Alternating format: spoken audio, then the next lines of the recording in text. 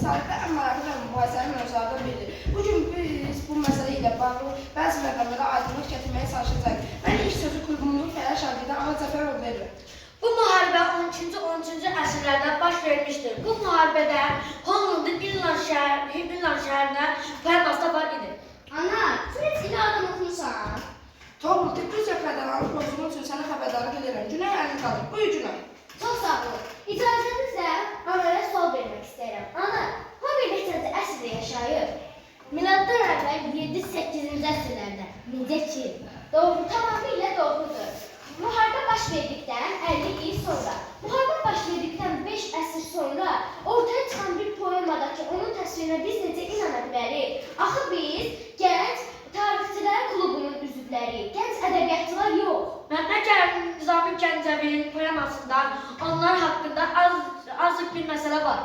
Onda bəlkə deyəsən, İlahadda hansı tarixi şəxsiyyətlər adı çəkilir? Axilles, Hektor, Paris, Agamemnon, Odisey, bunlar hamısı morfoloji obrazlardır. Hələ mən demirəm ki, Hektorun özünün tarixi şəxsiyyət olması şübhə altına alınır.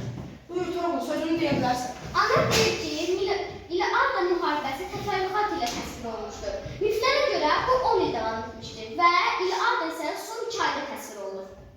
Ana, mən mövqeyinizə əsaslandırmaq üçün hansı argumentləriniz var? Mən oponentlərimizin əks argumentlərini qəbul edirəm. Amma bundan nəzərə almaq lazımdır ki, İlahadda dünyaca məşhur əsərdir. Ona görə də bu əsər bəzi tarixçilərin diqqətini çəkəcəkdir. 1873-cü ildən Alman arxeoloqu Henry Schipper'in Türkiyə ərazisində apardığı bəzi qazıntılarda Çanqala ərazisinin yaxınlığında Troya şəhərinə aid bəzi qalıqlar tapılmışdır. Bu qalıqlar arxeoloji qalıqların ən böyük qalıqlarından seçilir. Troya müharibəsi haqqında mif olması haqqında bütün verilən məlumatdan hamısı alt-üst olmuşdur. Hələ bu qalıqların arasında Piril xəzinəsi adlı kiçik qalıqlar da var idi. Bu həmin piridir ki, Troyanın çarı müharibəyə səbəb olmuş Parisində atasıdır. Məncə çox tutarlı argumentdir.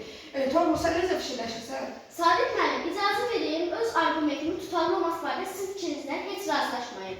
Çünki Priam xəzinəsi adlı bir adımdır.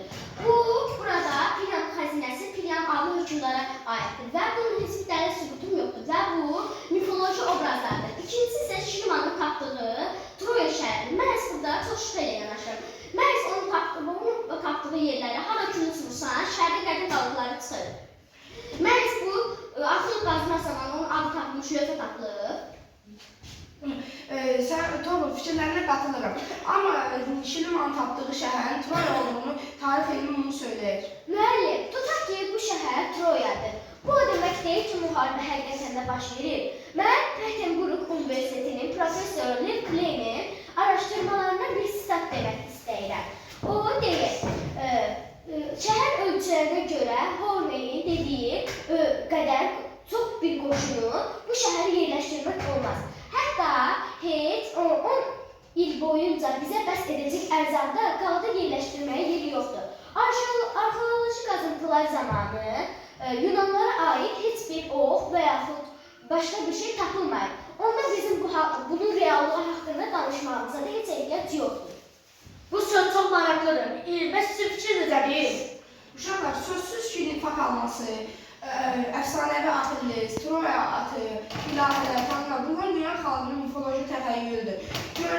Amma görünür ki, Troyalılar Yunanlara ən çox müqavimət göstərən tayfalardan biri olublar. Onun üçün də bir çox əfsanələr və əsatirlər yaranıblar. Məncə müqavilələrimiz çox maraqlı keçdi. Fəal iştirakın şahidləri